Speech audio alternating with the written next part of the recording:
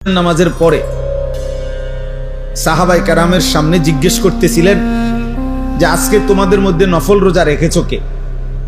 হযরত আবু বকর সিদ্দিক রাদিয়াল্লাহু তাআলা আনহু বললেন, আমি, আনা। নবীজি বললেন, আজকে কারো জানাজার নামাজ পড়ছো এমন আছো কে?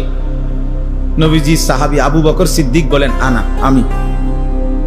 নবীজি বললেন, আজকে কোনো অসুস্থ রোগী তার সেবা শুশ্রূষা করতে গেছো এমন কি? আবু বকর সিদ্দিক রাদিয়াল্লাহু তাআলা আনহু তিনি বললেন, আমি।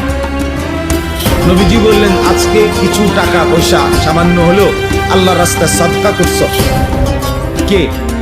আবু বকর সিদ্দিক রাদিয়াল্লাহু তাআলা আনহু বললেন, আমি। নবীজি সাল্লাল্লাহু আলাইহি সাল্লাম বললেন, হায়, এত গুণ যার একদিনে একসাথে হইছে সে তো জান্নাতে চলেই গেছে। কিতাবের মধ্যে আছে, আল্লামা ইমাম ইবনুল কাইয়িম আল জাওজিয়া রাহমাতুল্লাহ আলাইহি তিনি বলছেন, সেদিন যদি নবীজি গুনে গুনে 100টা নেক আমলের ব্যাপারেও প্রশ্ন করতেন তো 100 বারই আবু বকর সিদ্দিক বলতেন, আমি আমি আমি।